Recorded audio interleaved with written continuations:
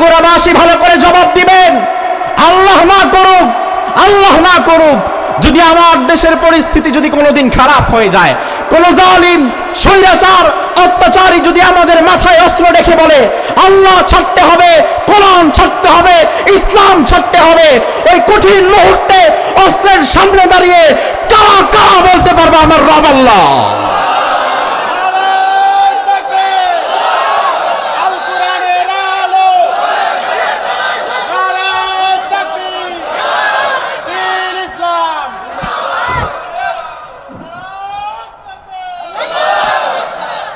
আমার ভাই, এবার একটু আল্লাহর বিষয়টা চিন্তা করেন।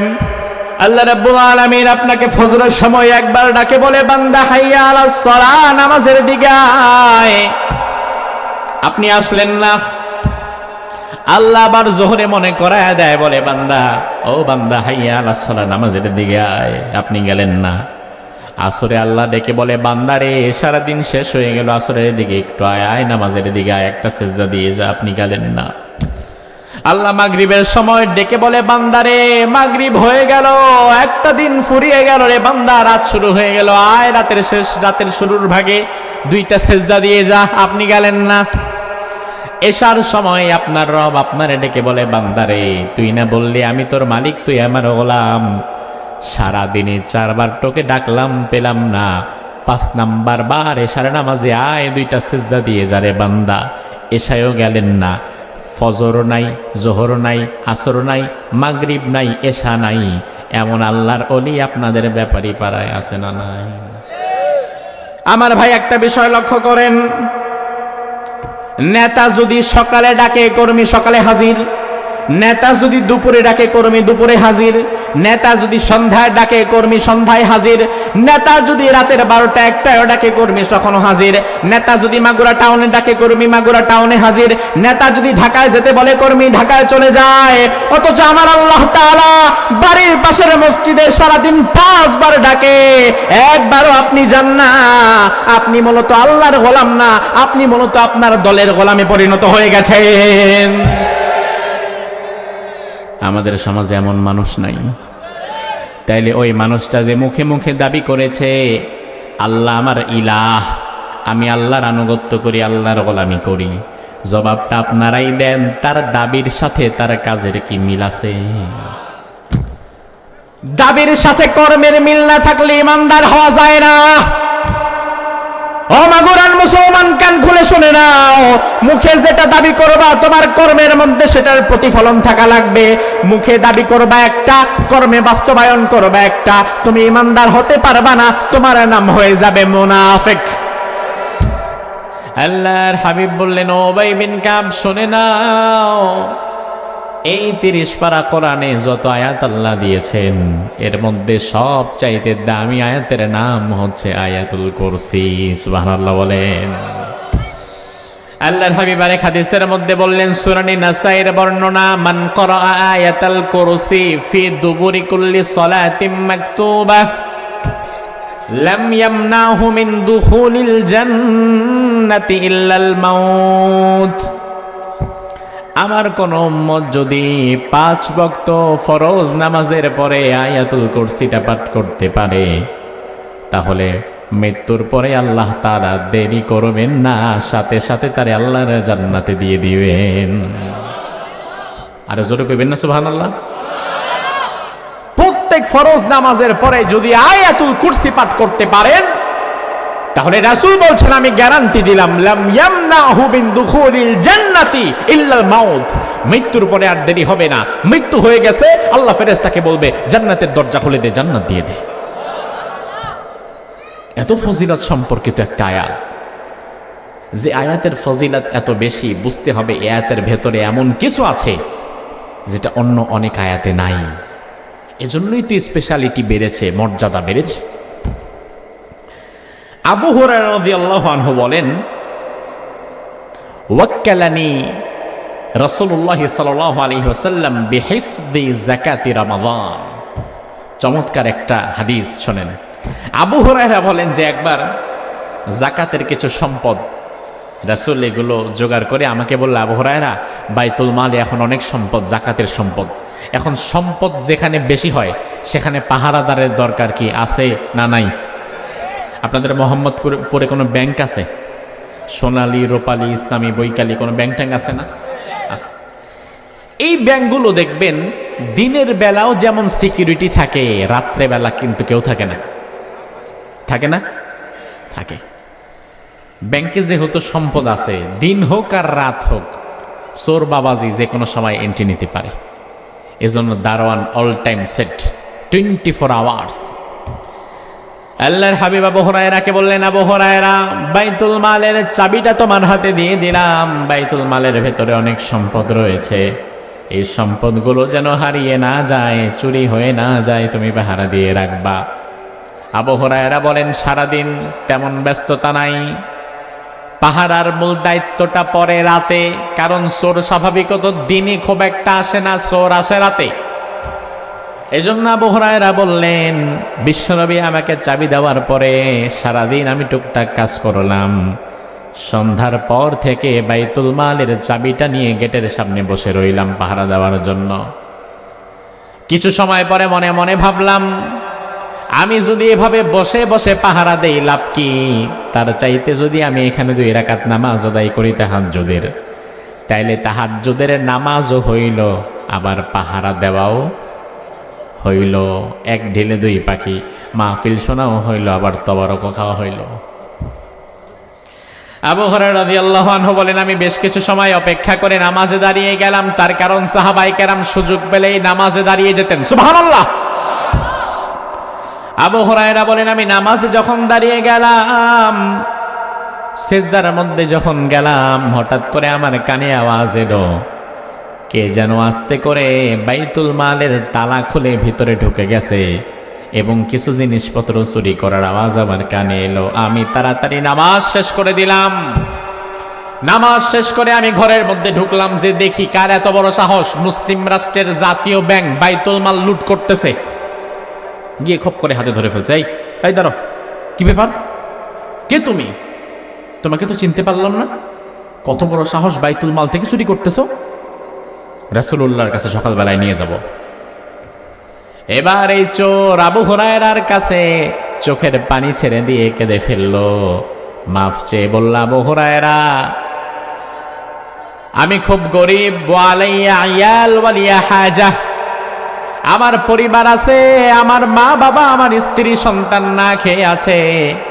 তুমি যদি আমাকে রাসূলুল্লাহর দরবারে নিয়ে যাও, আমার পরিবার আজকে না খেয়ে থাকবে। আমি আমার পরিবারের জন্য আজকে ক্ষুধার যন্ত্রণায় চুরি করতে বের হয়েছি, তুমি আজকের মতো আমারে মাফ করে দাও, জীবনে আর কোনোদিন আমি এই কাজে আসব না। আবু হুরায়রা রাদিয়াল্লাহু আনহু তার থেকে ওয়াদা নিলেন, আর চুরি করবি না তো? কয় না, করবো না। কয় ঠিক আছে, তাহলে মাফ করে দিলাম। আমার ভাই, এই ঘটনা গভীর রাতে কেউ জানে না, কেউ দেখে নাই, এক আবু হুরায়রা আর এই চোর জানে। দুনিয়ার কোনো মানুষ এটা দেখে নাই, কোনো সিসিটিভি ফুটেজও এটা ওঠে নাই, কিন্তু দুনিয়ার কোনো মানুষ যেটা না দেখে, সেটা যিনি দেখেন তিনার নাম আরো জোরে।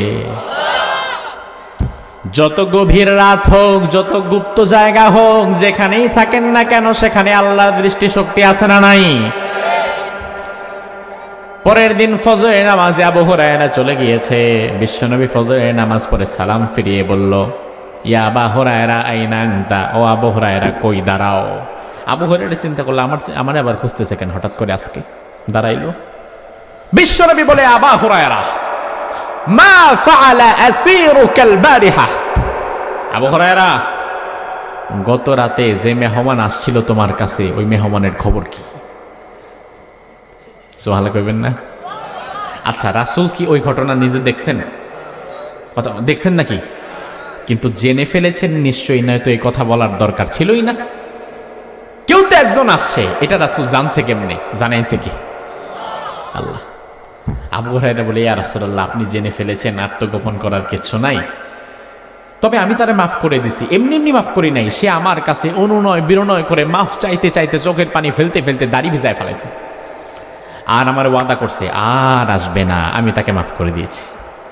রাসূল বললেন, আচ্ছা মাফ করেছো, ভালো কথা, ওয়াসায়াউদ ইন্নাহু ক্বাদ কাযাবাক, আমি তোমাকে কথা দিলাম, একটা মিথ্যাবাদী আজকে রাত্রে সে আবারও আসবে। আবু হুরায়রা বলে, আজকে যদি আসে নবী, আজকে কোনো সারাসারি নাই, যদি আজকে আসে।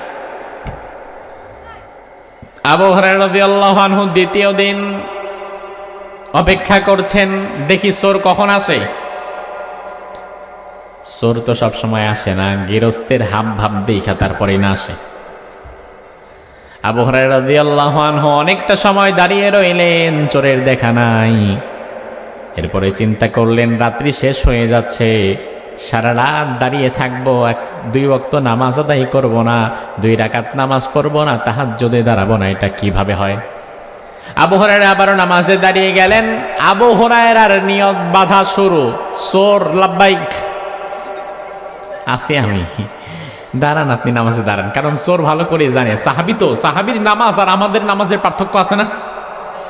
চোর ভালো করে জানে নামাজে দাঁড়াইলে মিনিমাম 10-15 মিনিট 20 মিনিট তেমনিই লাগবে, এর আগে তো কোনোভাবেই সম্ভব না। আর আমাদের যে নামাজ, চোরে ভয় থাকে যে নিয়ত করছে চুরি করতে দেখলে ও তো নামাজ থই আমার দৌড়াইব।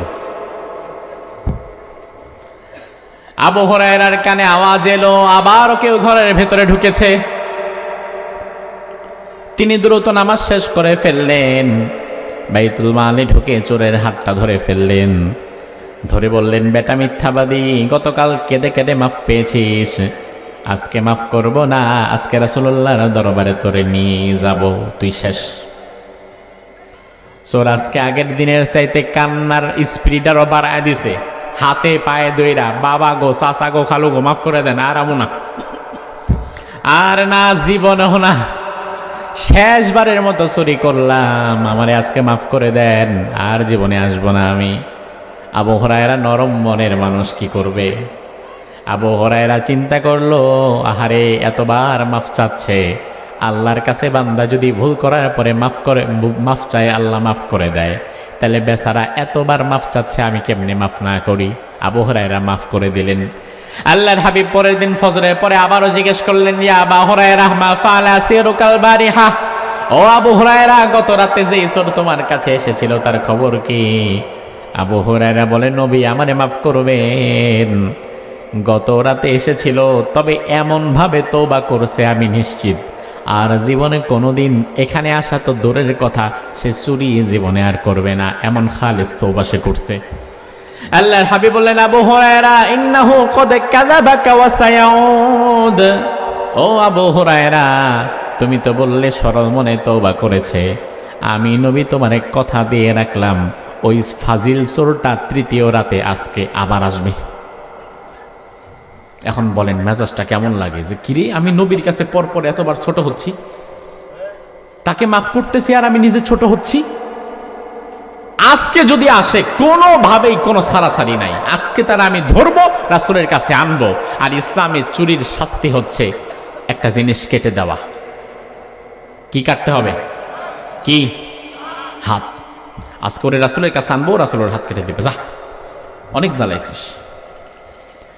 এই রাত্রিবেলা আবু হুরায়রা নামাজে দাঁড়াচ্ছে না, তার কারণ জানে নিয়ত করলেই উনি হাজির হবে।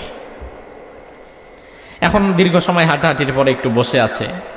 এখন গভীর রাত হয়ে গেলে দেখবেন রাস্তার মোড়ে মোড়ে মোহাম্মদপুর বাজারে যদি নাইট গার্ড থাকে, সিকিউরিটি গার্ডের চাকরি যারা করে, একটু মুরব্বি সুরব্বি চলতে ফিরতে যারা পারে না, এদেরকে মূলত এই কাজগুলাতে রাখে। আপনি কোনোদিন চেক করার জন্য দেখবেন রাত 2টা, 2:30, 3টার দিকে মাশাআল্লাহ উনিও জিমায়। ওই নাইট গার্ডের চাকরি যারা দিচ্ছেন বাজারে, উনিও ঝিমায়। তার কারণ কি? সে মানুষ তো, ঝিমুনি তো আসবেই।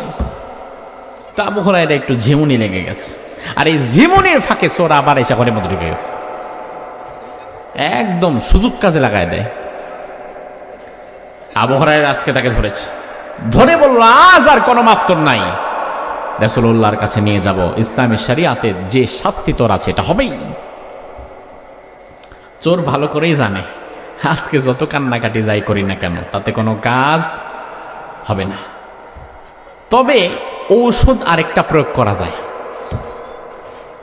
চোর আবু হুরায়রাকে বলে, আবু হুরায়রা, আজকে যদি আমাকে ছেড়ে দাও, তাহলে এমন একটা দোয়া আমি তোমাকে শিখিয়ে দেব, যে দোয়াটা পড়লে আল্লাহ তাআলার রহমতের ফেরেশতা সারা দিন সারা রাত তোমাকে পাহারা দিয়ে রাখবে। সুবহানাল্লাহ কি বলবেন না? এমন একটা দোয়া, যে দোয়া পড়লে কোনো জিন শয়তান কোনো ক্ষতি করতে পারবে না আপনার, সারা দিন সারা রাত রহমতের ফেরেশতা পাহারা দিয়ে রাখবে। আবু হুরায়রা বলে আল্লাহু আকবার, এত সুন্দর দোয়া। কিন্তু আবার চোর তো একটু সন্দেহ লাগে যে চোর আমার কি দোয়া শেখাবো, তো নিজেই চোর। চোর বলে আবু হুরায়রা দেখো, চোর হইল এত খারাপ না, যে যা বলতেছে এটা মিথ্যা না, পূর্বে যা বলছি বাদ দাও, তবে আজকে যদি আমাকে ছেড়ে দাও এমন দোয়া শেখায় দেব, এটা কিন্তু সারা জীবন তোমার কাজে লাগবে।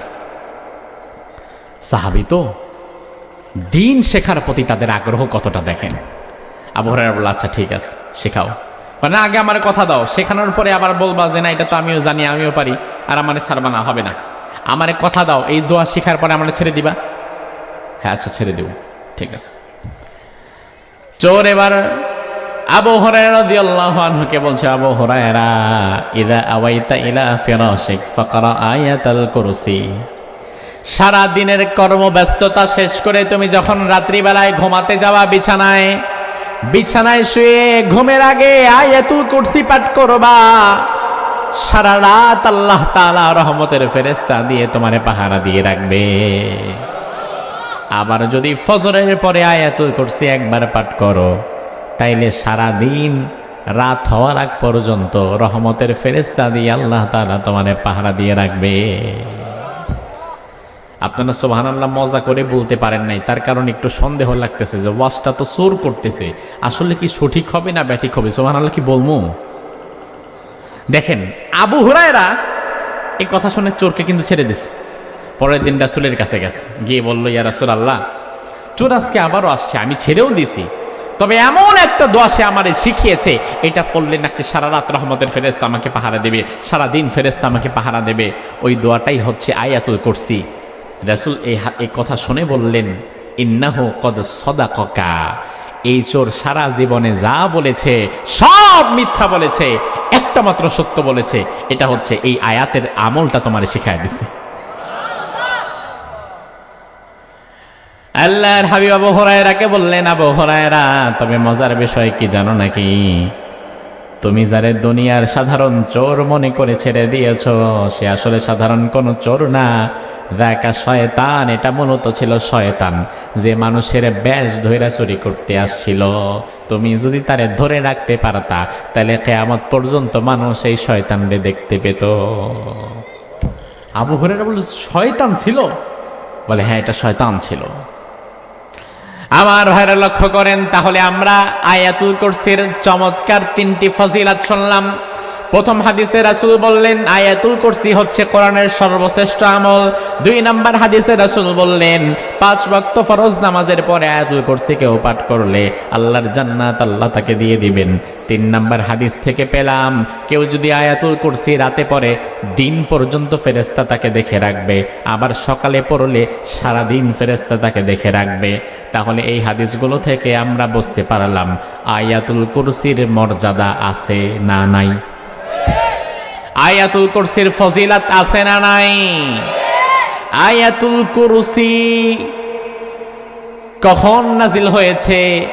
তাফসিরে বাগাবিতে আল্লামা বাগাবি রাহিমাহুল্লাহ বলেন, লাম্মা ক্বালাল ইয়াহুদ লিরাসূলিল্লাহ, বিশ্বনবী একদিন বসেছিলেন, একদল ইহুদি রাসূলের কাছে এসে বললেন, ও মুহাম্মদ সিফলানা রাব্বাক আয়ানাম, ও মুহাম্মদ তুমি তোমার আল্লাহর পরিচয় দাও, যে আল্লাহর পথে তুমি আমাদেরকে ডাকো ওই আল্লাহর পরিচয় আমরা জানতে চাই। সিফলানা রাব্বাক, তোমার আল্লাহর পরিচয় দাও আমার কাছে। আয়ানাম, তোমার আল্লাহ কি ঘুমায়? তোমার আল্লাহ কি খায়? নাউজুবিল্লাহ বলবেন না? আচ্ছা, দুনিয়ার মানুষের যেমন খাওয়া লাগে ঘুমানো লাগে, আল্লাহর কি খাওয়া ঘুমানো লাগে? ইহুদি এসে বলছে আয়ানাম, তোমার আল্লাহ কি ঘুমায়? ফাআনজালাল্লাহু তাআলা আয়াতুল কুরসি, সাথে সাথে আল্লাহ আয়াতুল কুরসি নাজিল করলেন। নাজিল করে আল্লাহ জানায়া দিলেন, ও নবী আপনি তাদের বলে দেন, আল্লাহু লা ইলাহা ইল্লা হুয়াল হাইয়ুল কাইয়্যুম লা তাখুযুহু সিনাতুন ওয়ালা নাওম। না, লা তাখুযুহু সিনাতুন ওয়ালা নাওম, আমার কোনো ঘুম নাই, কোনো তন্দ্রা নাই, কোনো নিদ্রা নাই, আমি চিরঞ্জীব, চিরমহান। সুবহানাল্লাহ। আয়াতুল কুরসি, কুরসি মানে কি? মাশাআল্লাহ, কুরসি মানে কি? চেয়ার, কেদারা। স্বাভাবিকত আসলেই আরবি ভাষায় কুরসি মানে হচ্ছে চেয়ার। হুজুর যেখানে বসে আছে এটা কুরসি, আমি যেখানে বসে আছি এটাও কুরসি। তবে আয়াতুল কুরসির মধ্যে যে কুরসি শব্দের ব্যবহার আল্লাহ করেছেন, ওয়াসিয়া কুরসিয়ুহুস সামাওয়াতি ওয়াল আরদ, এই কুরসি মূলত আল্লাহর কোনো সিংহাসন বা চেয়ারকে বোঝানো হয় নাই। তাফসীর ইবনে কাসির প্রণেতা বলেন, আল কুরসিয়্যু মাওদিউ কদামাইহি। ও মুসলমান, জেনে নাও, স্বাভাবিকত আরবি ভাষায় কুরসি মানে চেয়ার। তবে আয়াতুল কুরসির মধ্যে কুরসি মানে আল্লাহর চেয়ার বা আল্লাহর সিংহাসন নয়। আল্লামা হাফেজ ইমাদউদ্দিন ইবনে কাসির রাহিমাহুল্লাহ তার বিখ্যাত তাফসীর ইবনে কাসিরের মধ্যে বলছেন, আল কুরসিয়্যু মাওদিউ কদামাইহি, কুরসি হচ্ছে মহান আল্লাহর পা রাখার জায়গা। দুইজনে সুবহানাল্লাহ, বাকিরা নাউজুবিল্লাহ। সবাই বলেন সুবহানাল্লাহ। বলতে পারলেন না এই কারণে, তার কারণ আপনি তো আপনার রবের পা রাখার জায়গার পরিধি জানেন না। মনে করছেন পা রাখার জায়গার কতটুকু হবে, অথচ এই ব্যাখ্যাটুকু শুনলে আপনার চিন্তা ধারণা পাল্টে যাবে আজকে। আপনি এমন রবের গোলাম যে রব কুরসির মধ্যে বসে না, কুরসির মধ্যে রব পা রাখে। আর ওই কুরসি কত বড়? রাসূল হাদিসের মধ্যে বলেন, শোনো আল্লাহর কুরসি কত বড়। সপ্ত আকাশ এবং সপ্ত জমিনকে যদি তোমরা একটি ছোট্ট আংটি ধরো, এই ছোট্ট আংটিটি সাহারা মরুভূমির মধ্যে যদি ফেলে দেওয়া হয়, সুবিশাল সাহারা মরুভূমির মাঝে ছোট্ট একটা আংটি যতটা ছোট, আল্লাহর কুরসির কাছে আকাশ জমিন তার চেয়ে বেশি ছোট।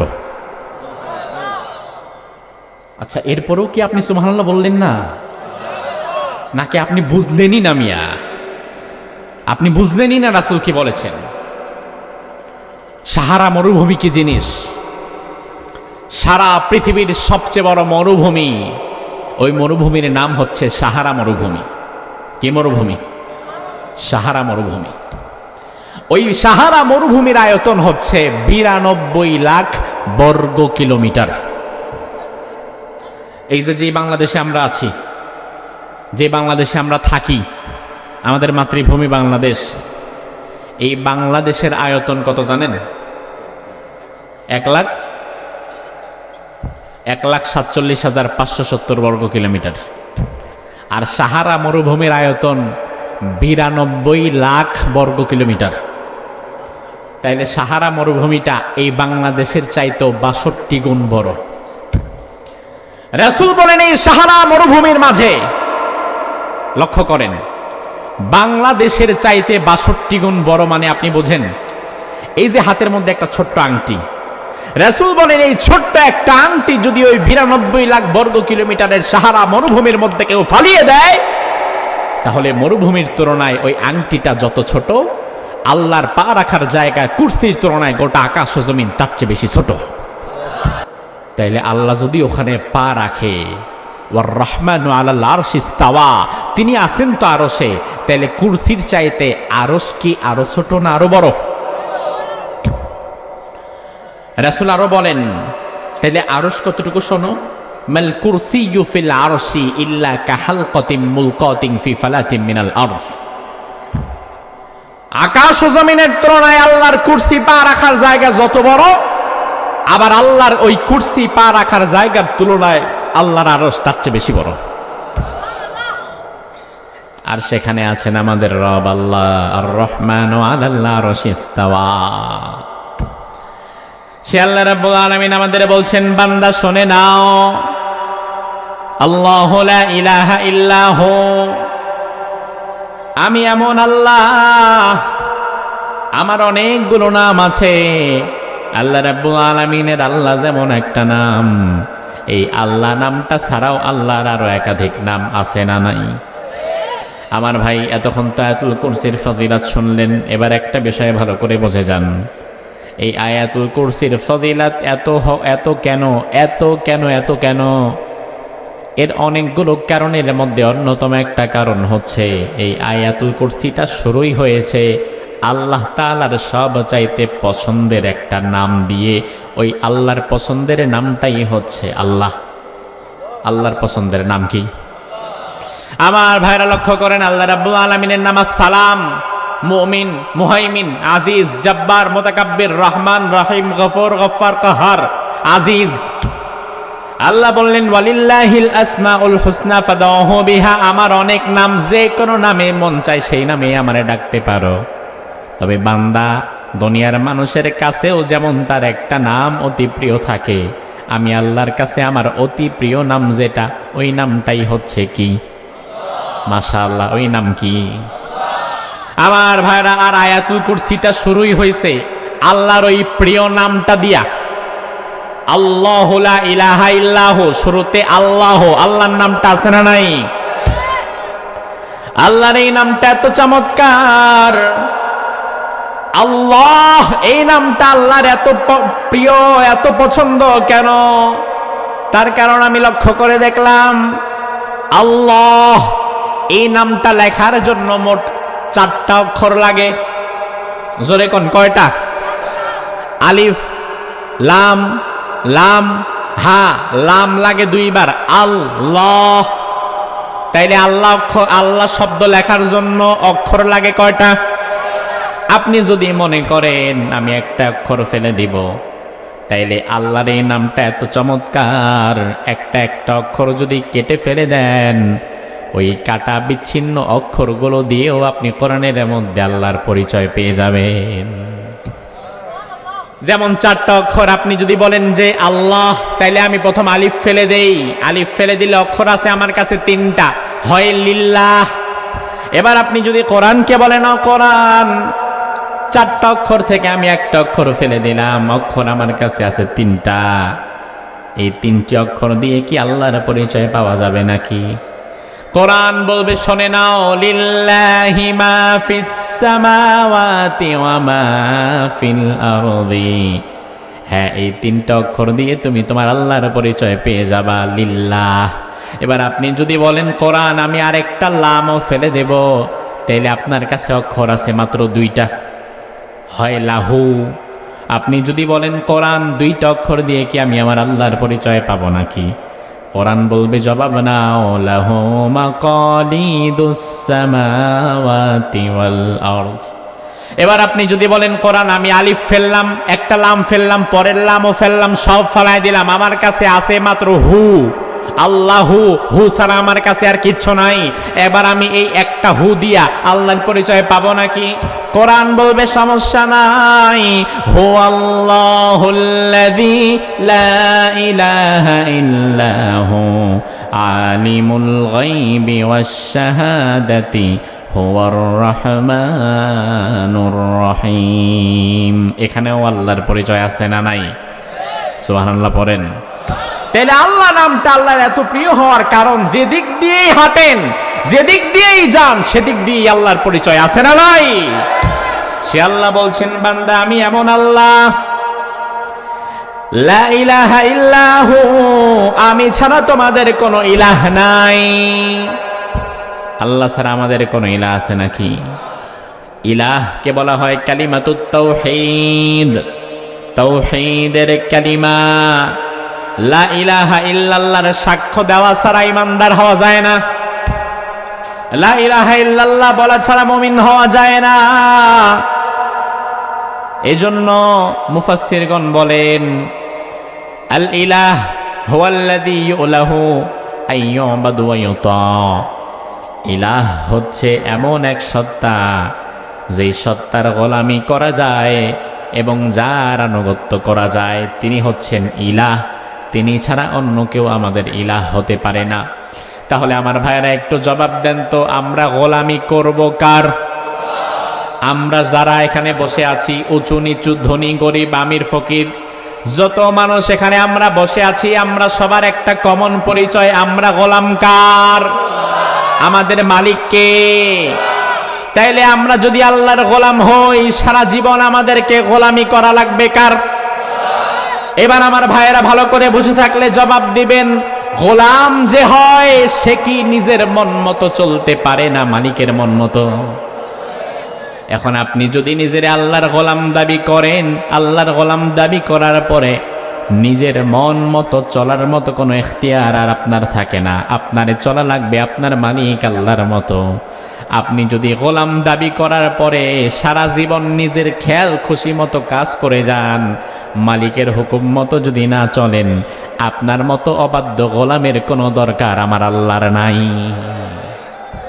কথা কি ঠিক কিনা? আপনাদের মোহাম্মদপুরে অথবা মাগুরা সদরে আপনার চাকরি হয়েছে, সকাল 9টা থেকে বিকেল 5টা পর্যন্ত অফিসে থাকা লাগবে। আমার ভাই, অফিসের বাহিরে আপনি লুঙ্গি পরেন, গেঞ্জি পরেন, যা খুশি তাই পরেন, তাতে আপনার বসের কোনো সমস্যা নাই। কিন্তু অফিসে সকাল 9টা থেকে বিকেল 5টা পর্যন্ত যে থাকা লাগবে, ওই মুহূর্তটার মধ্যে অফিসের যদি নির্ধারিত কোনো পোশাক থাকে, ওই পোশাকটা পরেই আপনারে বসা লাগবে। আপনি যদি লুঙ্গি সিরা গেঞ্জি পইরা বসা থাকেন, চাকরি হবে না। আমার ভাই, অফিসের বাহিরে আপনি সকাল 10টায় চাইলে চা খান, চাইলে ঘুমান, চাইলে ঘুরতে যান, কোনো সমস্যা নাই। কিন্তু অফিসে ঢোকার পরে অফিসের মালিকের মন মতো আপনার চলা লাগবে। অফিসে ঢোকার পরে আপনি যদি দুপুর 12টায় মালিক যখন কাজ দিছে কাজ না করে যদি ঘুমায়া থাকেন, মালিক যদি ওই মুহূর্তে অফিসে এসে দেখে, তাইলে আপনারে সুমা দিবে না, বরং রাগ করবে, সতর্ক করবে, এই আর যেন ওই সময় ঘুমাইতে না দেখি। দ্বিতীয় দিন মালিক আবার যখন অফিস টাইমে আসছে, আইসা দেখে দ্বিতীয় দিন আপনি ঘুমাইতেছেন না, কিন্তু কাজ কাম বাদ দিয়ে আড্ডা মারতেছেন, মোবাইল চালাচ্ছেন, ফ্রি ফায়ার খেলতেছেন, মালিক দ্বিতীয় দিন আপনারে সাবধান করবে। তৃতীয় দিন আবার মালিক যখন অফিস টাইমে আসবে, আসার পরে যদি দেখে আপনি অফিসের আইন কানুন ভঙ্গ করে বাহিরে গিয়া ঘুরতেছেন, মালিক আপনারে বলবে, ও মিয়া, তোমার আর আমার এখানে কাজ করার দরকার নাই, তোমার মতো ফালতু কর্মী আমার দরকার নাই, তুমি বাড়ি ফিরে যাও। আমার ভাই, একটা বিষয় ভালো করে বোঝেন, সকাল 9টা থেকে বিকাল 5টা পর্যন্ত আপনাকে হয়তো 15,000 20,000 টাকা বেতন দিবে ওই লোক।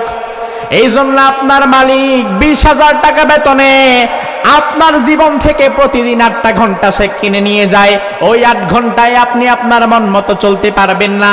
ওই 8 ঘন্টায় আপনারে চলা লাগবে অফিসের মালিকের মন মতো। মালিক যেভাবে বলবে তা করা লাগবে, মালিক যেভাবে চলতে বলবে সেভাবে চলা লাগবে, মালিক যে কাজ করতে বলবে সেই কাজ করা লাগবে, মালিক যেদিকে যাইতে বলবে সেদিকে যাওয়া লাগবে। ঠিক একইভাবে আপনি যদি বারংবার মালিকের হুকুম বাদ দিয়া নিজের মন মতো চলেন, 2-3 দিন পরে কিন্তু আপনার মতো কর্মীর আর সেই অফিসে চাকরি থাকবে না। এবার আপনি যেহেতু বলেছেন আপনি আল্লাহর গোলাম, তাহলে আপনি কি চলবেন আপনার মন মতো না আল্লাহর ইচ্ছা মতো? আমার ভাইরা, তাইলে জবাবটা একবার অন্তর থেকে দেন, আমরা কি মালিক নাকি গোলাম? আমরা কি মালিক নাকি গোলাম? আমাদের একজন মালিক আছে না নাই? ওই মালিকের নাম কি?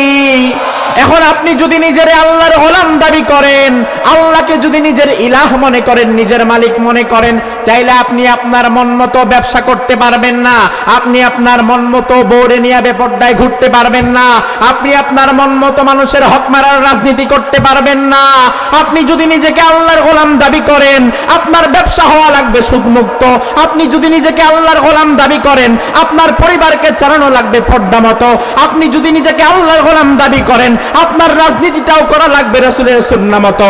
এই জন্য আপনি যদি আল্লাহর গোলাম দাবি করার পরে একটার পর একটা আল্লাহর বিধান ভাঙতে থাকেন, অফিসের মালিক 2-3 দিন দেখার পরে আপনার যেমন অফিস থেকে নাম কেটে দিয়ে তাড়ায়া দেয়, আপনি যদি বারংবার আল্লাহর হুকুম ভাঙতে থাকেন, আল্লাহর গোলাম দাবি করার পরে আপনার মতো গোলামের আল্লাহর কোনো দরকার নাই, আল্লাহ আপনার গোলামের জায়গা থেকে বের করে দেয়।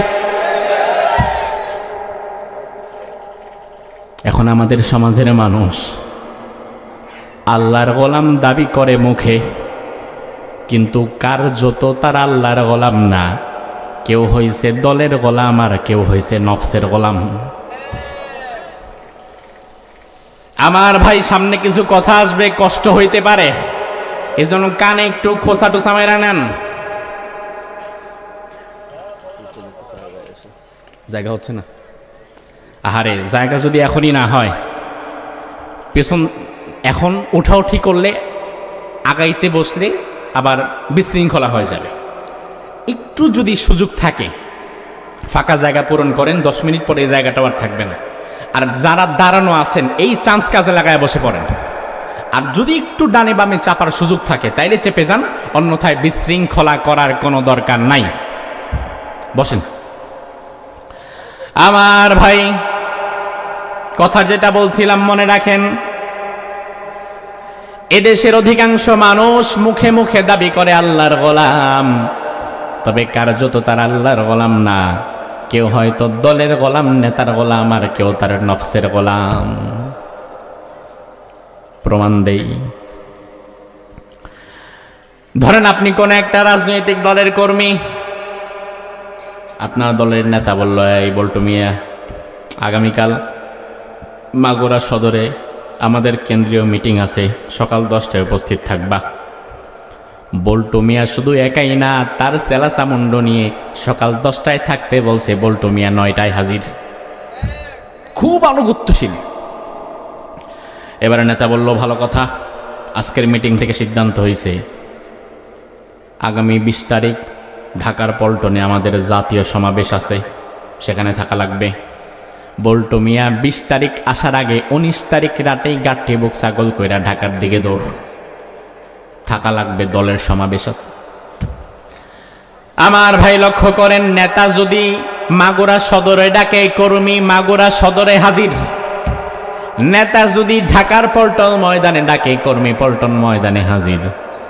নেতা যদি বিকাল 5টায় ডাকে, কর্মী বিকাল 5টায় হাজির। নেতা যদি কোনোদিন ভোর 5টায়ও ডাকে, কর্মী ভোর 5টায়ও হাজির। ও না, এমন কর্মী কি নাই? আছে কি না? নেতা যখন যেখানে ডাকে সেখানে চলে যায়, এমন কর্মী নাই? আমার ভাই এবার একটু আল্লাহর বিষয়টা চিন্তা করেন। আল্লাহ রাব্বুল আলামিন আপনাকে ফজরের সময় একবার ডাকে বলে, বান্দা হাইয়া আলাস সালাহ, নামাজের দিকে আয়। আপনি আসলেন না।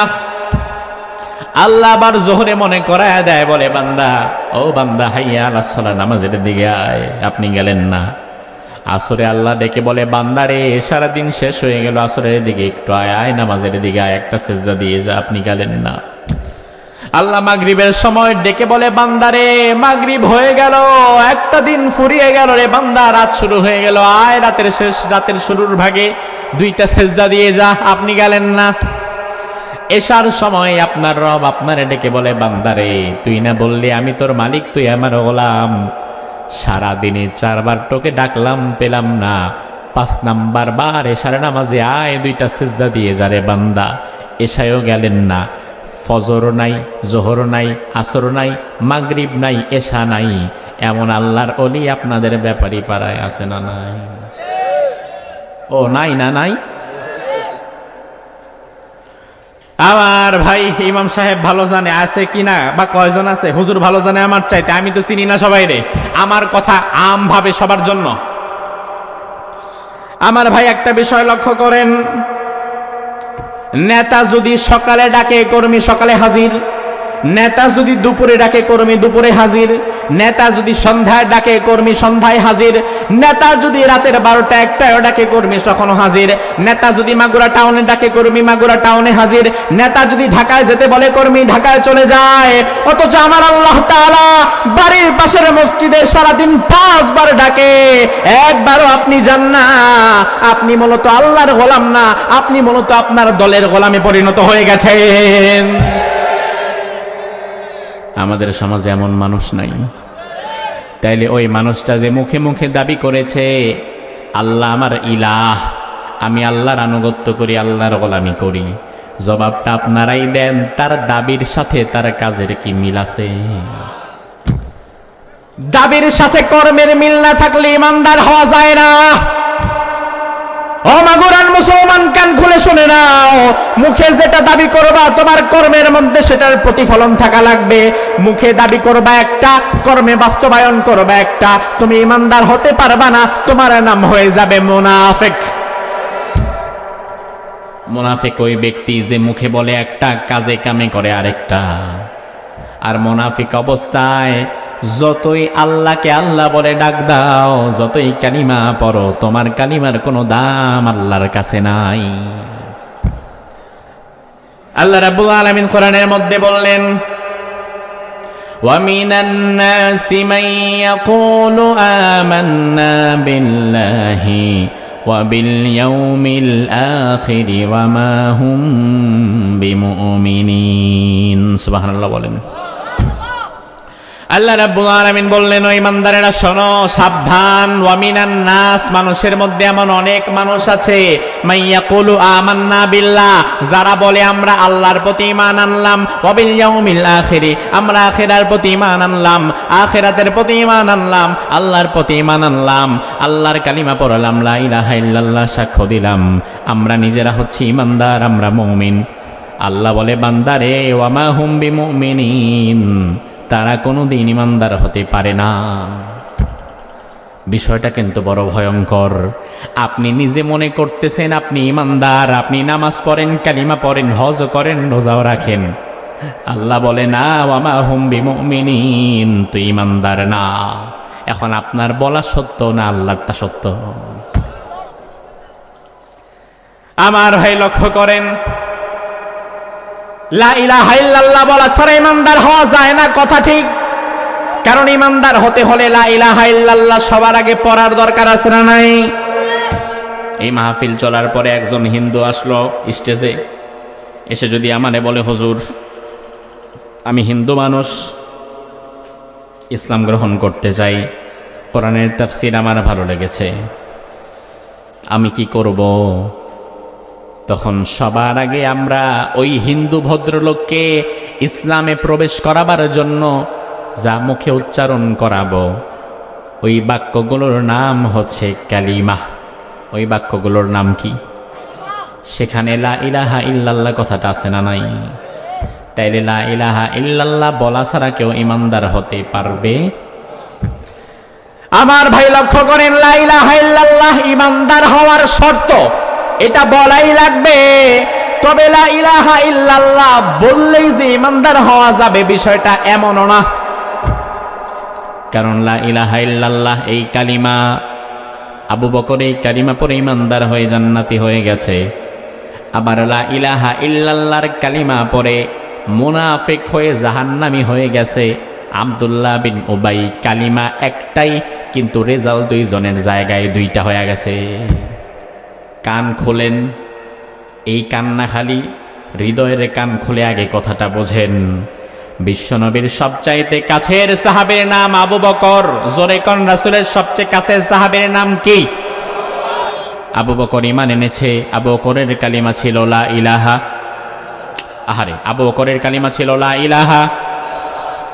আবার রাসূলের কাছে আরেক ব্যক্তি কালিমা পড়ে ঈমান এনেছিল, তার নাম আব্দুল্লাহ বিন উবাই। ওই ব্যক্তিও ঈমান আনার সময় পড়েছে লা ইলাহা ইল্লাল্লাহ। রাসূল দুইজনকে একই মনে করতেন। তার কারণ কার মনে মুনাফিকি আছে এটা রাসূল নিজেও জানতেন না, যতক্ষণ না আল্লাহ না জানাতেন। অবশেষে আব্দুল্লাহ বিন উবাই মারা যাওয়ার পরে আল্লাহ রাব্বুল আলামিন আয়াত নাযিল করে দিলেন, ও নবী, ওয়ালা তাকুম আলা কবরি। এই লোকটা ছিল মুনাফিক, যারে আপনি কালিমা পড়ায় মুসলমান বানাইছিলেন। আপনি মনে করেছিলেন সে মুসলমান, অথচ সে ইমানদার ছিল না। এই লোকটা মুখে মুখে কালিমা পড়েছে লা ইলাহা ইল্লাল্লাহ বলে, আমি আল্লাহ ছাড়া কোনো ইলাহা নাই, কোনো মালিক নাই, কোনো মাবুদ নাই, আমি ছাড়া তার জীবনে কেউ নাই। এটা সে শুধুমাত্র মৌখিকভাবে সাক্ষ্য দিয়েছে, কিন্তু কর্মগতভাবে আমি আল্লাহরে বাদ দিয়া সে তার নিজের মতো করে চলেছে। এই জন্য আমি আল্লাহ বলে দিলাম, এই আব্দুল্লাহ বিন উবাই মুমিন নয়, সে ছিল মুনাফিক। কি ছিল? কিন্তু কালিমা কিন্তু একটাই। আবু বকরের কালিমাও লা ইলাহা ইল্লাল্লাহ, আবার মুনাফিকের কালিমাটাও ছিল লা ইলাহা ইল্লাল্লাহ। কিন্তু ভাই আমার, দেখতে যতই এক হোক, আসলে কিন্তু এক না। আমি গত মাস দুয়েক আগে সিঙ্গাপুর থেকে প্রোগ্রাম করে আসছিলাম বাংলাদেশে। মালয়েশিয়া এবং সিঙ্গাপুরে কিছু প্রোগ্রাম ছিল।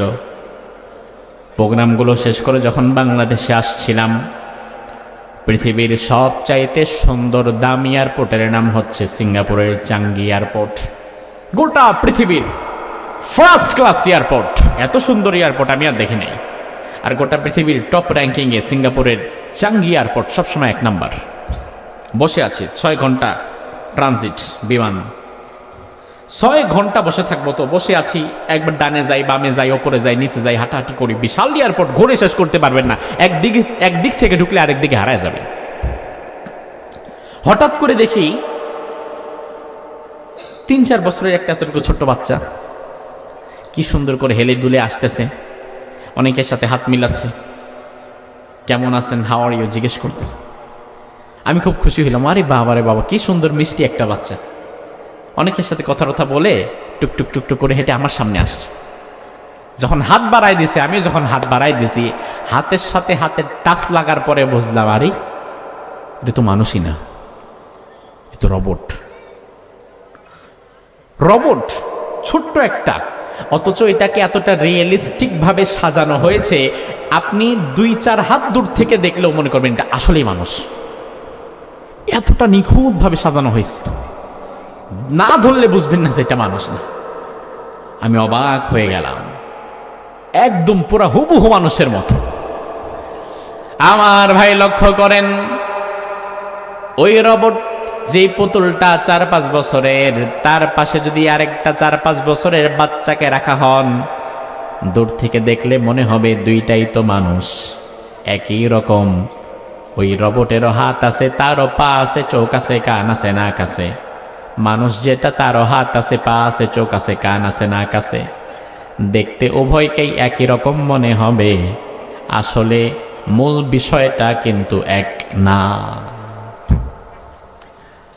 ইমানদারের কালিমা লা ইলাহা ইল্লাল্লাহ, মুনাফিকের কালিমা লা ইলাহা ইল্লাল্লাহ।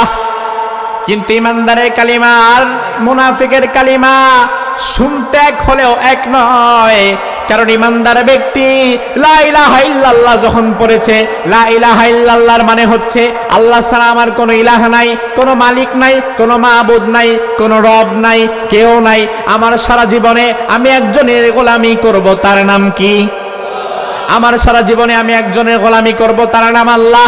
আমার সারা জীবনে আমি একজনের হুকুম মানব, তার নাম আল্লাহ। আমার সারা জীবনে আমি একজনের আইন বাস্তবায়ন করব, তার নাম আল্লাহ। আল্লাহর হুকুম ছাড়া আমি একটা কাজও করব না। আল্লাহ যে পথে যেতে নিষেধ করেছেন ওই পথে আমি যাব না। এই মানসিকতা নিয়ে কাজ করে যারা এগিয়ে যেতে পারবে তারা হবে ইমানদার।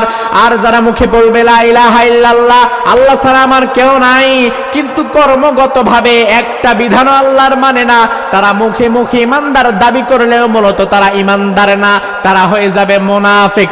জোরে কম, তারা কি হবে? আমাদের সমাজে এদের সংখ্যা কম না বেশি? অনেক বেশি। এই জন্য আমার ভাই, লা ইলাহা ইল্লাল্লাহ কেউ যদি বলতে পারে অন্তর থেকে এবং লা ইলাহা ইল্লাল্লাহর উপরে যদি মৃত্যুবরণ করতে পারে, তাইলে তার পুরস্কার আছে না নাই? আল্লাহর হাবিব সাহাবীদেরকে বললেন, ও সাহাবীরা, মান মাতা ওয়া হুয়া ক্বালা লা ইলাহা ইল্লাল্লাহ দাখালাল জান্নাহ। ও সাহাবীরা, মান মাতা ওয়া হুয়া ক্বালা মান ক্বালা লা ইলাহা ইল্লাল্লাহ ওয়া মাতা আলাইহি দাখালাল জান্নাহ। যে ব্যক্তি লা ইলাহা ইল্লাল্লাহ পড়বে এবং লা ইলাহা ইল্লাল্লাহর আদর্শের উপরে বাস্তবায়ন থাকবে, লা ইলাহা ইল্লাল্লাহর উপরে অবিচল থাকবে, এর উপরে অবিচল থাকা অবস্থায় মৃত্যুবরণ করবে, আল্লাহর জান্নাত আল্লাহ ওই বান্দার জন্য ওয়াজিব করে দেবে। আরেকবার বোঝেন, লা ইলাহা ইল্লাল্লাহ বলে মারা যাবে, জান্নাত পাবে, বিষয়টা এমন নয়। বরং লা ইলাহা ইল্লাল্লাহ বলা লাগবে এবং সারা জীবন লা ইলাহা ইল্লাল্লাহর উপরে আমল করার দরকার আছে না নাই? লা ইলাহা ইল্লাল্লাহ মানে আল্লাহ ছাড়া আমার কোনো রব নাই, কোনো মালিক নাই, আমি সারা জীবনে এক আল্লাহর হুকুমই মানব। আমি যদি মসজিদে যাই মসজিদেও আমি আল্লাহর হুকুম মানব, আমি যদি ব্যবসা করি ব্যবসার মধ্যেও আল্লাহর হুকুম মানব, আমি যদি পরিবারে ঢুকি পরিবারের মধ্যেও আল্লাহর হুকুম মানব, আমি যদি চাকরি করি চাকরির মধ্যেও আল্লাহর হুকুম মানব, আমি যদি কোনোদিন রাজনীতি করে সংসদের মধ্যে ঢুকে যাই সংসদের মধ্যে ঢুকে আল্লাহর কোরআন বাস্তবায়ন করে সংসদের ভেতরেও আমি আল্লাহর হুকুমই মানব। এটা হচ্ছে কালিমার দাবি। ইমানদার যেখানেই যাবে সেখানেই সে একজনের হুকুম মানবে, তিনি কে? এখন আমাদের দেশের মানুষ কালিমাটা আসলে বোঝে না, এই জন্য লা ইলাহা ইল্লাল্লাহ দাবি করে মুখে, লা ইলাহা ইল্লাল্লাহ দাবি করে সুদ খায়, লা ইলাহা ইল্লাল্লাহ দাবি করে ঘুষ খায়, লা ইলাহা ইল্লাল্লাহ দাবি করে আরেকজনের সম্পদ মাইরা খায়, লা ইলাহা ইল্লাল্লাহ দাবি করে মিথ্যা বলে, লা ইলাহা ইল্লাল্লাহ দাবি করে মানুষ মারার রাজনীতি করে। এমন মানুষ আমাদের সমাজে আছে না নাই? তাইলে বোঝা গেল আমাদের ওই মানুষগুলো লা ইলাহা ইল্লাল্লাহটা বুঝতেই পারল না, কালিমাটার মর্মার্থ তারা বুঝতে পারল না। আমার ভাইরা, ইমানদারের কালিমার দাম আল্লাহর কাছে অনেক। ওই ইমানদারের কালিমার বিনিময়ে আল্লাহ জান্নাত দিবে, তবে বেঈমানের কালিমার কোনো দাম আল্লাহর কাছে নাই। মিশরের বিখ্যাত একজন মুফাসসির, তার নাম ছিল সৈয়দ কুতুব। আমি রমজানে মিশর সফর করেছিলাম। মিশরের বিখ্যাত মুফাসসির সৈয়দ কুতুব রাহিমাহুল্লাহ, তিনি একটি জগৎ বিখ্যাত তাফসির গ্রন্থ লিখলেন। ওই তাফসিরের নাম তিনি দিলেন তাফসির ফি জিলালিল কোরআন। ওই তাফসির পড়ার পরে মিশরের যুব সমাজ আল্লাহর প্রকৃত পরিচয় পেয়ে গেল। ওই তাফসির পাওয়ার পরে মিশরের যুবকের আন্দোলনের রাস্তায় নেমে পড়ল। মিশরের তৎকালীন ক্ষমতাধর প্রেসিডেন্ট ছিল জামাল আব্দুল নাসের। মিশরের যুব সমাজ ওই মুফাসসিরের লেখা তাফসির পড়ে উজ্জীবিত হয়ে গেল। তারা বলল, আমরা আল্লাহকে ছাড়া কাউকে মানি না। যে আল্লাহর বিধান দিয়ে মসজিদ চলতে পারে, ওই আল্লাহর বিধান দিয়ে দেশটাকেও চালানো লাগবে, ঠিক না বেঠিক? আমার ভাই, মসজিদ চলে আল্লাহর বিধানে নাকি সভাপতির বিধানে? মসজিদ চলে এক আল্লাহর বিধানে। এই জন্য সভাপতি যদি কোনোদিন জামাতের সময় 10 মিনিট দেরি করে আসে, আমরা সভাপতির জন্য দাঁড়ায়া থাকি না, আমরা আমাদের নামাজ শুরু করে দেই। কারণ মসজিদের নামাজ কারো জন্য আকপিস করা আহারে যাবে। তাইলে আমার ভাই জবাব দেন, এই যে এটা তো মসজিদ তো না, এই যে আমাদের সাথেই যে মসজিদ, আবার তাকায় দেখে যে আসলে মসজিদ আছে নাকি। বিশ্বাস নাই, দেখি হুজুর কইলে আসলে আছে নাকি দেখি। আমার ভাই লক্ষ্য করেন, এই যে আমাদের মসজিদ, এই মসজিদ চলে ব্যাপারী পাড়ার মানুষের কথা অনুযায়ী না আল্লাহর কথা অনুযায়ী? এই যে মসজিদ, এই মসজিদ চলে আল্লাহর বিধানে না আমাদের বিধানে? অবশ্যই আল্লাহর বিধানে। এই জন্য আল্লাহর বিধানে মসজিদ চলে বিধায় মসজিদের মধ্যে একটা শান্তির পরিবেশ সর্বত্র আছে না নাই? দেশের পরিস্থিতি যতই খারাপ হোক, মসজিদের পরিবেশ খারাপ হয় না। এর প্রমাণ মসজিদের মধ্যে একই কাতারে বিএনপি, আওয়ামী লীগ, জামাত, জাতীয় পার্টি, হেফাজত, খেলাফত, জাসদ, বাসদ, জমিয়ত, তরিকত সব আছে না নাই? পীরের মুরিদ আর পীরের মুরিদ ছাড়া মাযহাবি আর লা মাযহাবি সব মানুষ একটা জায়গায় এক কাতারে দাঁড়িয়ে যায়, কোনো মারামারি করে না। ওই জায়গাটার নাম কি? আর মসজিদের বাহিরে বের হয়ে লাগে মারামারি। তার কারণ কি? তার কারণ মসজিদ চলে আল্লাহর বিধানে। এখানে ধনী গরিব আমির ফকিরের কারো কোনো মান মর্যাদা আলাদাভাবে দেওয়া নাই। এখানে যে আগে আসবে সে আগেই জায়গা পাবে। আল্লাহর বিধানে মসজিদ চলায় মসজিদের পরিবেশ যেমন শান্তিপূর্ণ রয়েছে, ও আমার জাতি ভালো করে শুনে নাও, ওই আল্লাহর বিধানে যদি তোমরা তোমাদের সংসদ চালাতে পারো, ওই আল্লাহর বিধানে যদি তোমরা তোমাদের দেশটাও চালাতে পারো, তাহলে মসজিদের পরিবেশ যেমন শান্তিপূর্ণ, দেশের পরিবেশ হয়ে যাবে তেমন শান্তিপূর্ণ। এখন আমরা মসজিদ চালাই আল্লাহর বিধানে, আর সমাজ চালাই ভণ্ড নেতার কথায়। এই জন্য মসজিদে শান্তি আছে কিন্তু সমাজে নাই। আমার ভাইরা, লা ইলাহা ইল্লাল্লাহ মানে কি? মানে আমি আল্লাহ ছাড়া কাউকে মানি না। আমার কোনো ইলাহ নাই এক আল্লাহ ছাড়া।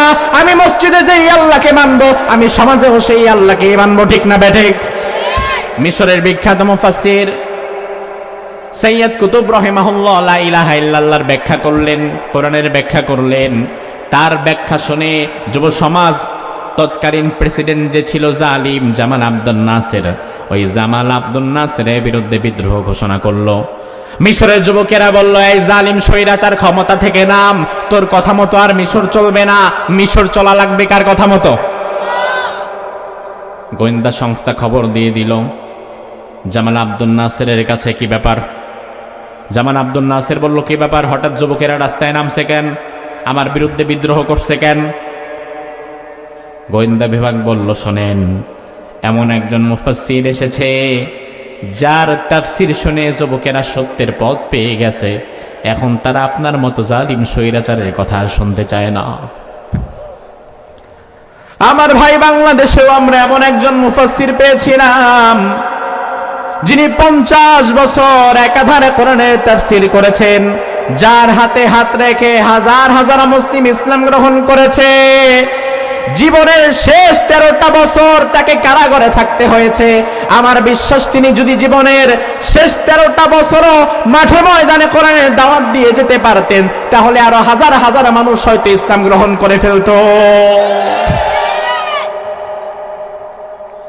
মিশরের সেই মুফাসসিরের উপরে 144 ধারা জারি করে জামাল আব্দুল নাসেরের সরকার সৈয়দ কুতুব রাহিমাহুল্লাহকে জেলখানায় আনলো। এনে বলল, তুমি যে তাফসীর লিখেছো সাংঘাতিক অপরাধ করেছো, এই তাফসীর পড়া আমি নিষিদ্ধ করলাম মিশরে, আর তোমারও ফাঁসিতে ঝুলাবো।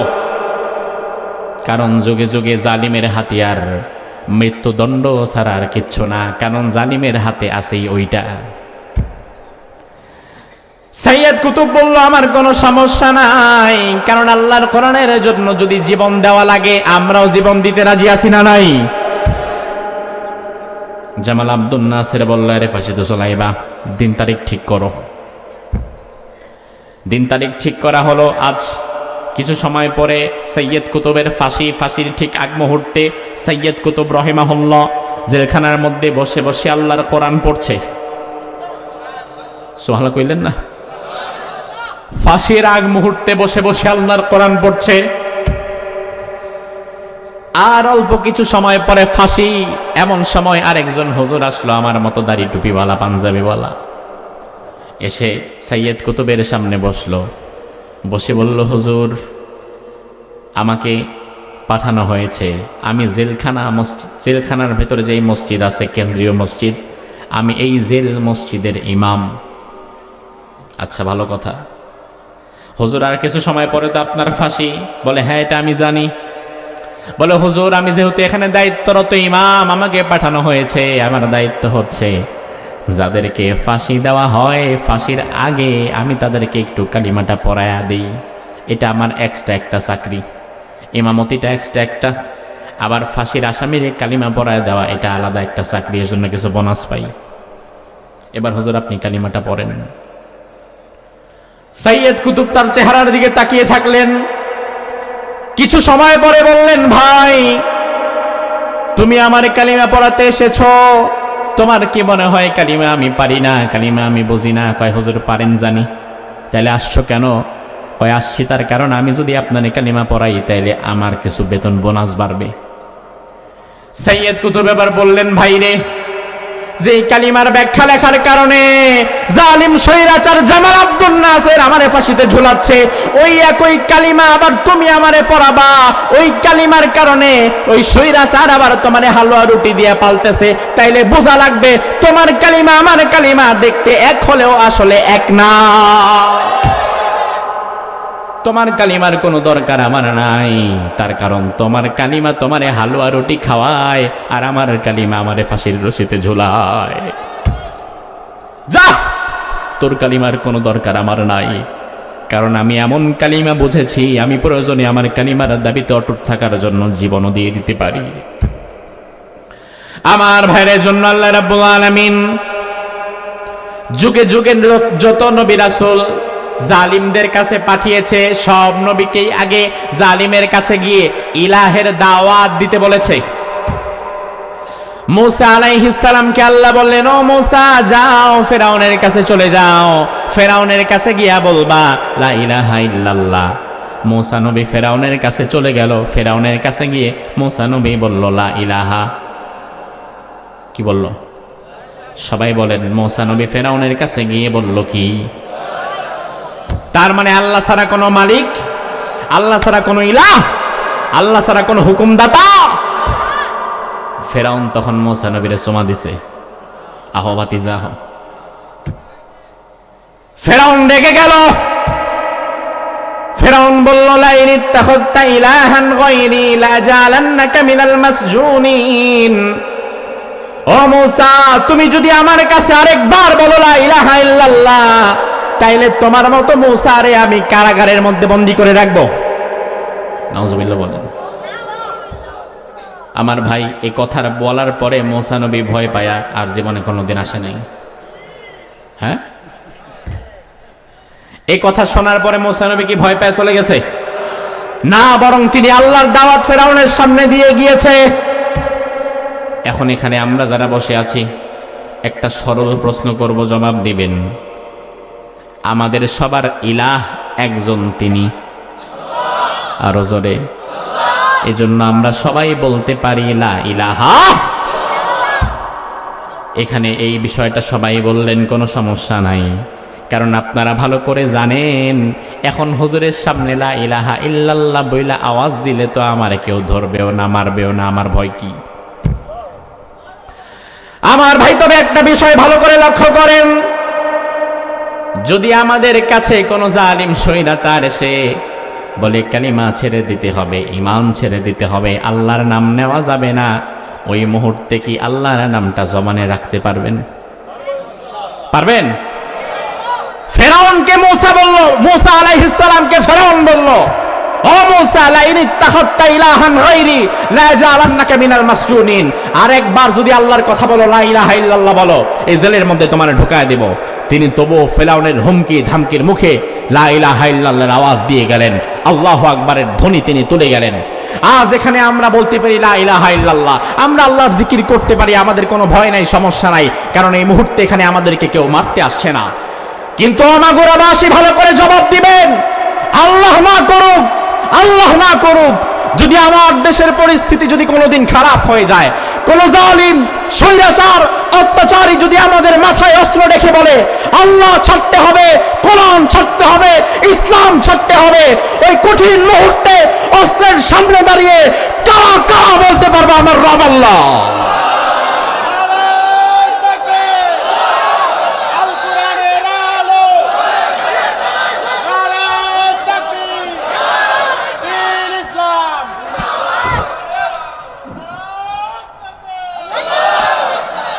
আমার ভাইয়েরা, এই জন্য আল্লাহ বললেন, বান্দা আমি এমন আল্লাহ, লা ইলাহা ইল্লাহু, আমি ছাড়া তোমাদের আর কোনো মালিক।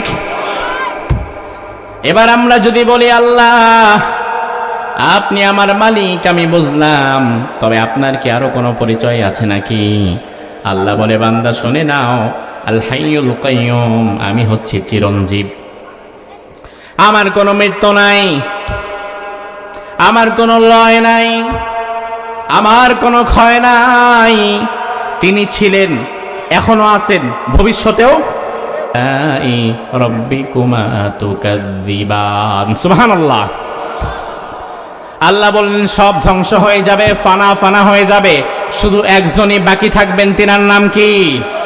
আমরা বললাম আল্লাহ আর কোনো পরিচয় আপনার আছে নাকি, আমরা জানতে চাই।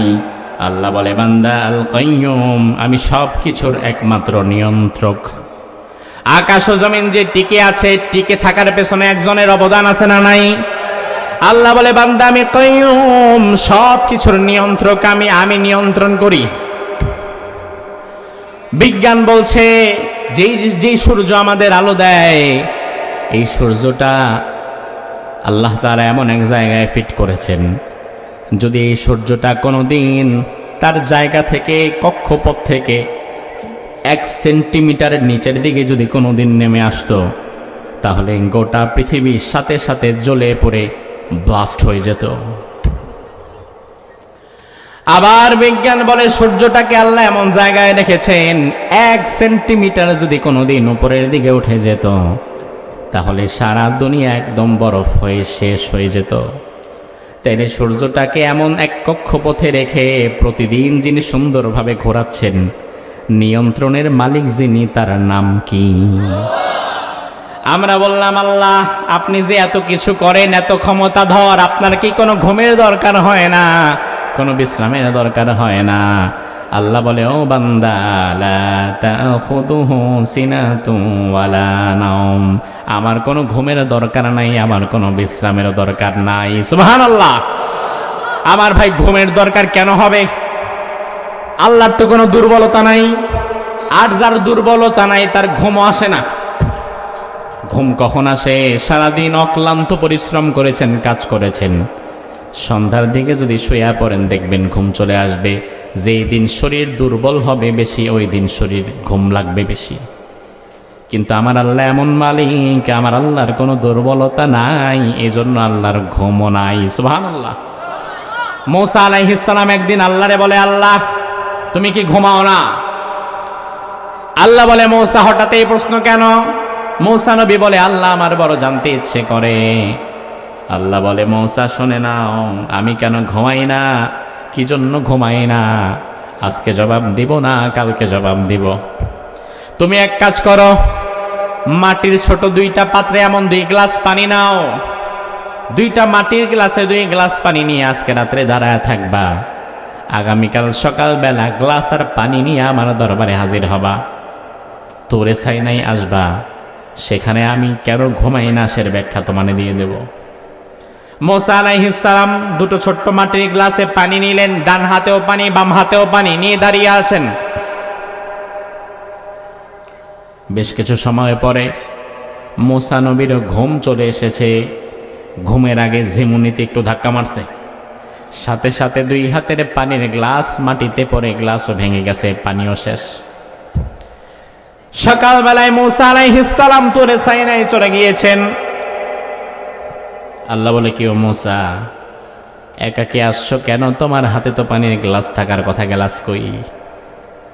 মূসা নবী বলে, আল্লাহ রাত্রেবেলা হঠাৎ ঘুমে একটা ধাক্কা দিয়েছে, ওই ধাক্কার কারণে গ্লাসও নাই, এখন আর পানিও নাই।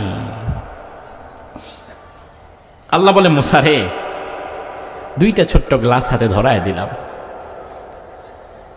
8 ঘন্টা 10 ঘন্টা 12 ঘন্টা দাঁড়ায় থাকতে পারলা না, ঘুমের ধাক্কায় গ্লাসও শেষ, পানিও শেষ, আর আমি তোমার এমন মালিক, আকাশ ও জমিনের কন্ট্রোলিং সিস্টেমটা আমার কাছে।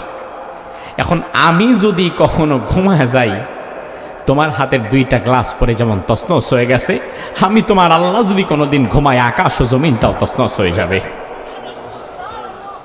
এজন্য লা তাখুযুহু সিনাতুন ওয়ালা নাওম, তার কোনো তন্দ্রাও নাই, ঘুমও নাই। সুবহানাল্লাহ। এরপরে আল্লাহ বলে, বান্দা লাহু মা ফিস সামাওয়াতি ওয়া মা ফিল আরদ, আকাশ ও জমিনে যা কিছু রয়েছে সব কিছুর একমাত্র মালিক একজন, তিনি কে? এরপরে আল্লাহ বলে, বান্দারে, মান দাল্লাযী ইয়াশফাউ ইনদাহু ইল্লা বিইযনিহি, কে আছে এমন যে আমি আল্লাহর অনুমতি ব্যতীত তোমার জন্য সুপারিশ করবে কিয়ামতের ময়দানে? আমার ভাই লক্ষ্য করেন, বাংলাদেশে এমন অনেক ভণ্ড পীর আছে যারা তার মুরিদদেরকে বোঝায়, আমার কাছে আসবা, হাদিয়া তোফা দিবা, ওরসে গরু ছাগল দিবা, নামাজ কালাম পড়লে পড়ো, না পড়লে নাই, রোজ হাসরে আমি পীর সাহেব তোমারে পার করার দায়িত্ব নিলাম। এমন ভণ্ড আছে না নাই? বিভিন্ন জায়গায় এমন মাজার আছে যেখানে যাওয়ার পরে মানুষ তাদের ঈমান হারায় ফেলে। পীরের দরবারে যাওয়া খারাপ না, প্রয়োজন হলে যেতে পারেন, তবে পীরের দরবারে যাবেন শেখার জন্য, পীরের দরবারে যাবেন ইসলামকে পরিপূর্ণ পালন করার জন্য। যদি এমন হয় যে আগে নামাজ পড়তো না, আগে নামাজ পড়তো না, এমন এক পীর সাহেবের কাছে গেছে যেখানে যাওয়ার পরে এখন আলহামদুলিল্লাহ নামাজ শুরু করেছে। তার মানে বোঝা লাগবে তার পীরটা ভালো, তাকে নামাজ ধরাই দিছে। আগে দাড়ি রাখতো না, পীর সাহেব হুজুরের কাছে যাওয়ার পরে এখন দাড়ি রাখে। আগে সুন্নাহ মানতো না, এখন সুন্নাহ মানে। আগে কোরআন পড়তো না, এখন কোরআন পড়ে। বিষয়টা যদি এমন হয় তাহলে তো আলহামদুলিল্লাহ কোনো সমস্যা নাই। কিন্তু বিষয়টা যদি এমন হয় আগে নামাজ যাও পড়তো, এমন পীরের কাছে গেছে যেখানে যাওয়ার পরে এখন আর এটাও পড়ে না, তাহলে সমস্যা। এজন্য আল্লাহ তাআলা আয়াতুল কুরসির মধ্যে বলেন,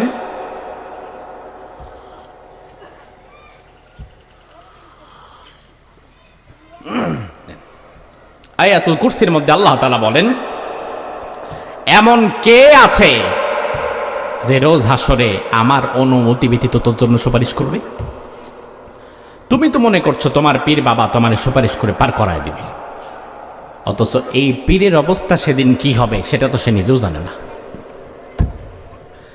আমার ভাই ভালো করে বোঝেন, কিয়ামতের ময়দানে আপন বাবা তার সন্তানকে রেখে পালায়া যাবে, এমন আয়াত কোরআনের মধ্যে আছে না নাই? আল্লাহ বললেন, ইয়াউমা ইয়াফিরুল মারউ মিন আখিহি ওয়া উম্মিহি ওয়া আবিহি ওয়া সাহিবাতিহি ওয়া বানিহি। ওই কঠিন কিয়ামতের ময়দানে মা তার সন্তানকে রেখে পালায়া যাবে, বাবা তার ছেলেকে দেখে পালিয়ে যাবে, ছেলে তার বাবারে দেখে পালায়া যাবে, ভাই তার বোনকে দেখে পালিয়ে যাবে। এখন বাবা যদি সন্তানকে রেখে পালিয়ে যায়, তোমার পীর সাহেবে তো কারো না কারো সন্তান, কারো না কারো বাবা। তোমার পীর সাহেব তো নিজেই তার বাবা তার সন্তানরে দেখে পালায়া যাবে, তাইলে তুমি মুরিদের খবর কি হবে? এজন্য আল্লাহ রাব্বুল আলামিন বললেন, আমার অনুমতি ছাড়া কেউ সুপারিশ করতে পারবে না। কুল লিল্লাহিশ শাফাআতু জামিআ।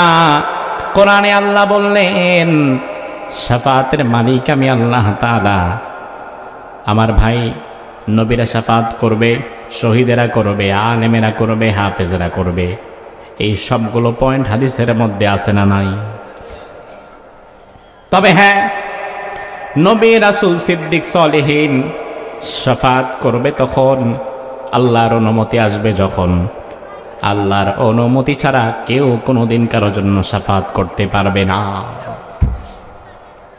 আল্লাহ কোরআনের আরেক আয়াতের মধ্যে বললেন, ইয়াউমাইযিল লা তানফাউশ শাফাআতু ইল্লা মান আযিনা লাহুর রহমান ওয়া রাদিয়া লাহু কওলা। ওই কঠিন দিনে রহমানের অনুমতি ছাড়া কেউ সুপারিশ করতে পারবে না। আমি আল্লাহ যার প্রতি খুশি থাকব সে ছাড়া কেউ সুপারিশ করতে পারবে না। এই জন্য আমরা যদি সুপারিশ পেতে চাই, শাফাআত যদি পেতে চাই, তাইলে সর্বদা আল্লাহ যেন আমার প্রতি রাজি খুশি থাকে সেই দিকে আমাদের আমল করার দরকার আছে না নাই? এখন আমাদের দেশের মানুষ রাজি খুশি আল্লাহরে যা করাবে তার চাইতে বেশি করায় তার পীরকে, তার হুজুরকে আর তার নেতারে। আল্লাহ রাজি খুশি হবে এমন কাজের চাইতে পীর রাজি খুশি হবে, নেতা রাজি খুশি হবে এমন কাজ বেশি করে।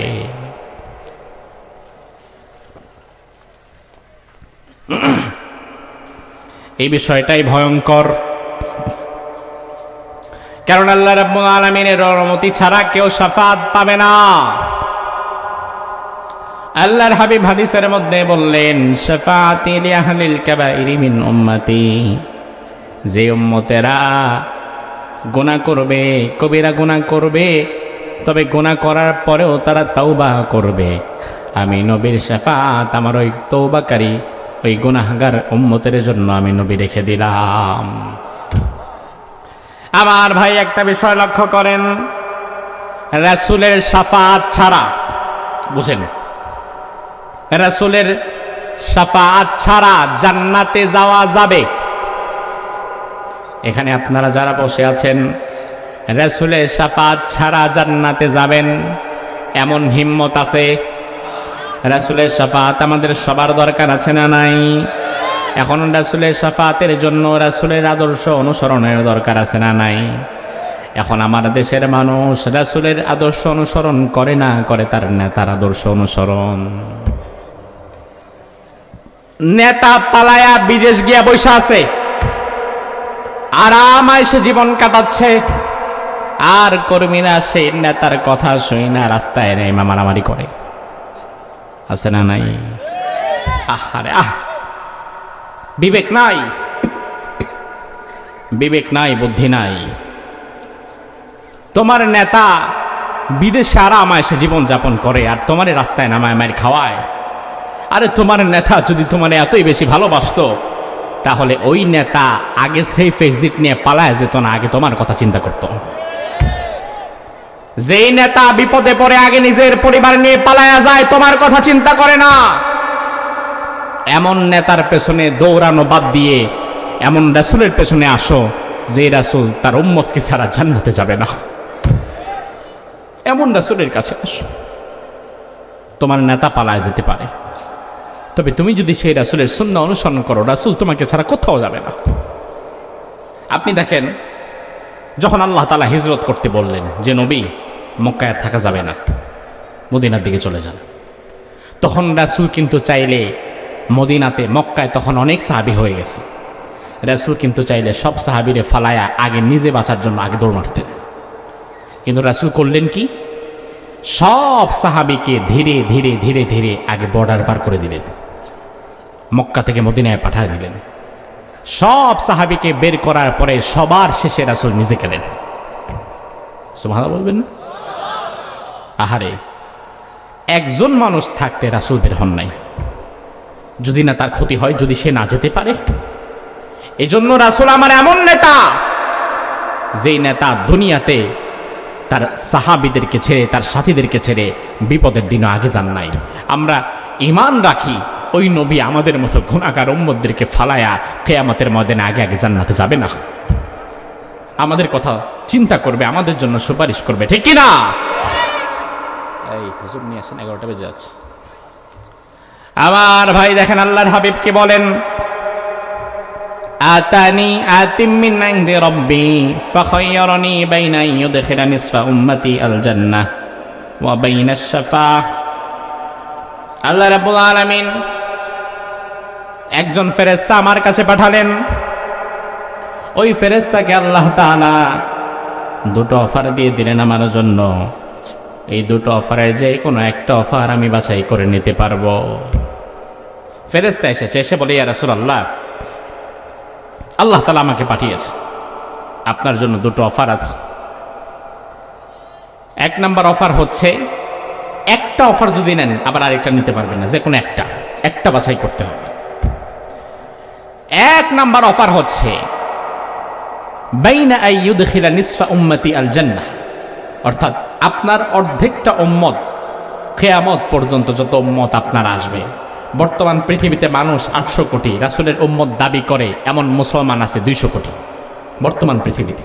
আর এর আগে আরো কত শত কোটি চলে গেছে, তার কোনো হিসাব নাই। আবার এরপরে আরো কত শত উম্মত আসবে, তারও হিসাব নাই।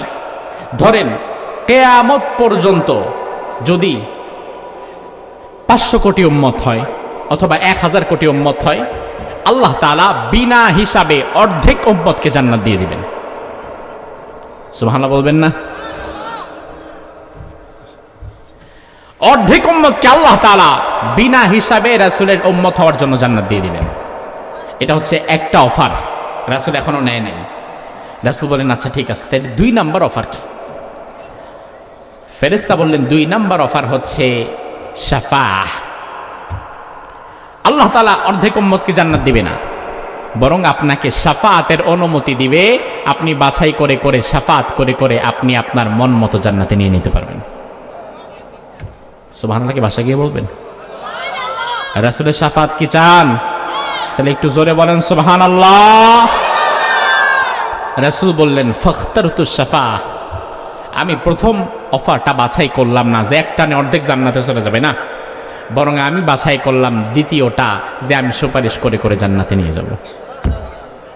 তবে আল্লাহর হাবিব বললেন, হ্যাঁ, আমার সুপারিশ আমার ওই উম্মতের জন্য হবে, মান মাতা লা ইউশরিকু বিল্লাহি শাইআ, আমার যেই উম্মত কখনো আল্লাহর সঙ্গে শিরিক করবে না, আল্লাহর সঙ্গে শিরিক ছাড়া অবস্থায় যারা মৃত্যুবরণ করবে আমি নবী তাদের জন্য সুপারিশ করব। আর কেউ যদি শিরিক করে মারা যায় আমি নবী তার জন্য সুপারিশ করব না। এজন্য আমার ভাইয়েরা, আমরা যদি শাফাত পেতে চাই তাহলে আয়াতুল কুরসির মধ্যে আল্লাহ বললেন, মান যাল্লাযী ইয়াশফাউ ইনদাহু ইল্লা বিইذনিহি, কে আছে এমন যে আমি আল্লাহর অনুমতি ছাড়া সুপারিশ করবে। তাইলে বোঝা গেল আল্লাহর অনুমতি নিয়ে সুপারিশ করা লাগবে। অন্য আয়াতে আল্লাহ বললেন, আল্লাহ সুবহানাহু ওয়া তাআলা যার প্রতি সন্তুষ্ট থাকবে, ইল্লা মান আযিনা লাহুর রহমানু ওয়া রাদিয়া লাহু কওলা, রহমানের অনুমতি লাগবে, আবার আল্লাহর সন্তুষ্টিও লাগবে। এখন আল্লাহর সন্তুষ্টির মধ্যে যদি আমরা জীবন কাটাতে পারি, আল্লাহ যেভাবে চলতে বলে সেভাবে যদি চলতে পারি, তাহলে আশা করা যায় রাসূল আমাদের জন্য সুপারিশ করবেন। এখন আমরা আল্লাহ সুবহানাহু ওয়া তাআলার কাছে কামনা করব আমরা যেন সারা জীবন আল্লাহ সুবহানাহু ওয়া তাআলার সন্তুষ্টির মধ্যে চলতে পারি, ঠিক কি না? আমার ভাই, আমার যুবক, আলহামদুলিল্লাহ আজ আমি খুশি হয়ে গেলাম। আমি শুনলাম এই যুবকেরা নাকি 4-5 বছর ধরে এই আয়োজনটা করছে। আলহামদুলিল্লাহ, যুবকদের এই আয়োজন আপনারা বলেন খারাপ হয়েছে? আপনারা কি বলেন খারাপ হয়েছে? এই যে যুবকেরা আজকে হারাম গান বাজনা থেকে দূরে থেকে এত বিশাল একটা আয়োজন করলো, হাজার হাজার মানুষকে কোরআন শোনালো, আমরা দোয়া করি এই যুবকদেরকে যেন আল্লাহ তাআলা রাসূলের আদর্শ বাস্তবায়নের জন্য কবুল করে। আরো জোরে বলেন, আমার যুব সমাজ অন্য কোনো দিকে তাকিও না, অন্য কোন নেতার কথায় কারো গাড়ি ভাঙিও না, কারো রাস্তা বন্ধ করো না, কারো ঘরে আগুন দিও না। তোমার নেতা বিদেশে ঠিকই আরামায়েশ করছে, তোমারে ফালায় গেছে বিপদে। ওই নেতার আদর্শ বাদ দিয়ে তুমি মুহাম্মাদুর রাসূলুল্লাহর আদর্শের পেছনে দৌড়াও। যে রাসূল তোমার জন্য দুনিয়াতে কেঁদেছে, আবার যে রাসূল তোমার জন্য সুপারিশ করবে। সুবহানাল্লাহ। আমরা যেন সেই রাসূলের আদর্শ বাস্তবায়ন করতে পারি, আমাদের জীবন যেন সেই রাসূলের জীবনের সাথে মিলিয়ে চলতে পারি। আল্লাহ তাআলা তৌফিক দান করুক। আমরা বলি আমিন। হাযা মা ইনদি ওয়াল ইলমু ইনদাল্লাহ।